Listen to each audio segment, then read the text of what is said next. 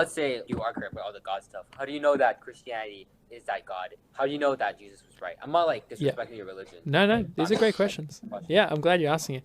The reason why I know specifically it's Christianity is because what we observe from the universe is consistent with what Christianity teaches. Now, that's not unique just to Christianity, but the reason why it's specifically Christian is that God has come down in the person of Jesus. Jesus claimed to be God. Other people have claimed to be God too, but Jesus proved his claims by doing various miracles, rising from the dead 3 days after he died, and so on. When you don't have others who claim to be Wait. God doing things like that. Wait, for yes, it. my friend downstairs on this dorm claimed that he was God, and Yeah.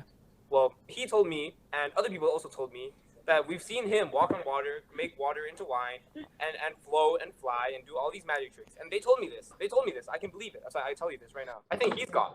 The difference is that with Jesus, this is not just done in the corner. Two people saw this, and we just have to trust those two people. This is done in public. So many people saw his death on the cross and his resurrection from the dead. It was a very public event, and many of his other miracles were public events. And how do you know so many people saw this event? From the historical accounts, so we don't even just have records in the Bible about it, but we have external sources from the Bible from the first century recording the crucifixion of Jesus Christ. Even the official Roman historian Tacitus records about it. Josephus, who was a Jewish historian from the first century, recording about these things.